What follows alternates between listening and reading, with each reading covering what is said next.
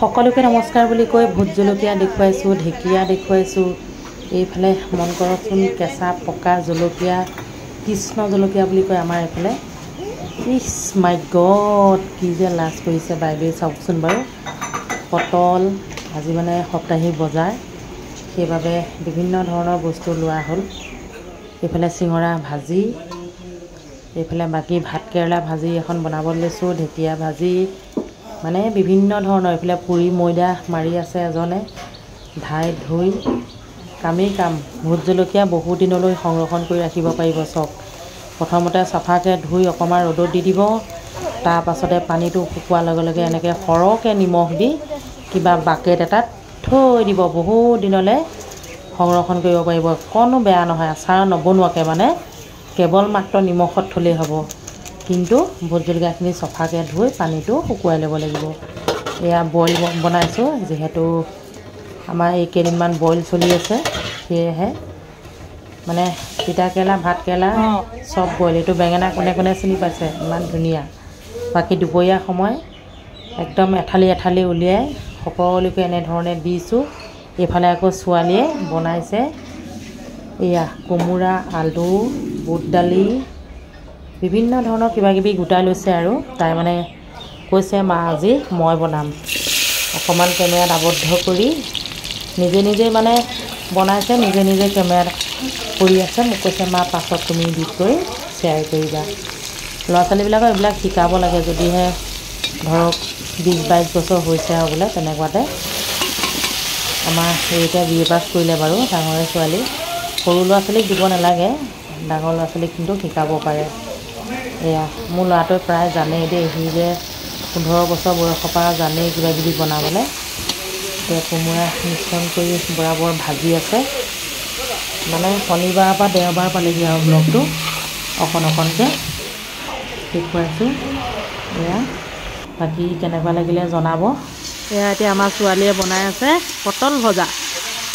এনেকৈ কৰি ঢাকি দিবা দেই, জানেই যেনিবা আৰু তাৰ ফাকতে অকণমান অকণমান যেনিবা ময়ো শিকাই দিওঁ। এতিয়া ঢাকি দিয়া।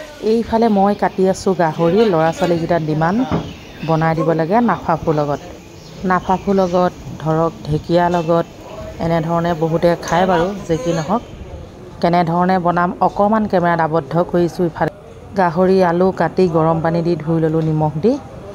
এইফালে নাফাফুখিনি কাটি ল'লোঁ, যিহেতু আটাইখিনি গৰম পানীয়ে ধুই লৈছোঁ।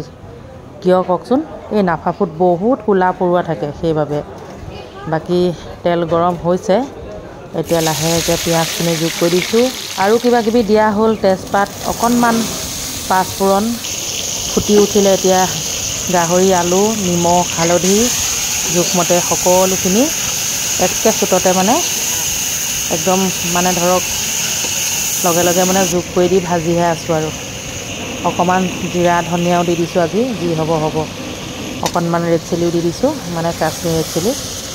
2 কেজি গাহৰি মাংস আছে। আটাইখিনি মই নাফাফু পাত নিদিওঁ অৱশ্যে, যিহেতু হোটেলৰ বাবেও বনোৱা হয়। আমাৰ বেছিভাগ হোটেলৰ বাবে বনোৱা হয়। যে কি নহওক, প্ৰায় ভাজি হৈছে আৰু এনেধৰণে এতিয়া অলপমান কাঢ়ি দিলোঁ। যিখিনি ইয়াৰ পৰা কাঢ়ি দিছোঁ, মানে বেলেগকৈ থৈছোঁ, সেইখিনিতহে মই নাফাফু পাত মিশ্ৰণ কৰিম। বহুতে জানে বহুতে নাজানে, এনেধৰণে গাহৰিত নাফাফু পাত মিশ্ৰণ কৰি খালে কলেষ্ট্ৰলটো কমে, লগতে হাই প্ৰেছাৰ, যি আমাৰ অসমীয়াত উক্ত ৰক্তচাপ, সেয়াও কমে।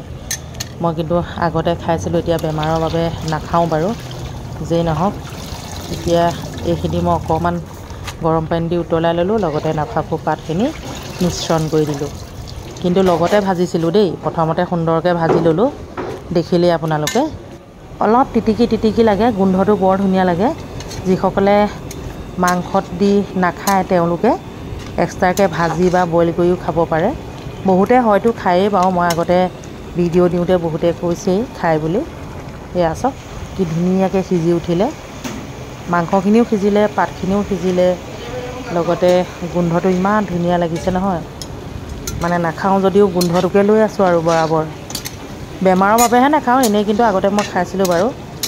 বাকী আজি হেপী ছানডে বুলি ভিডিঅ'টো কেনে লাগিলে জনাব আৰু দেই। লগতে ভাল লাগিলে অকণমান ক'ব। এইফালে গাহৰি নাফাফু পাত, এয়া ছোৱালীয়ে কোমোৰা আলু বুট দালি, এইফালে আকৌ পটল ভজা, আটাইখিনি হৈ গ'ল। এতিয়া দুপৰীয়া সময়, আমি ভাতমুঠি খাওঁ। আপোনালোকে ভিডিঅ'টো চাই এনজয় কৰক। আজিলৈ আহিছোঁ, বাই বাই।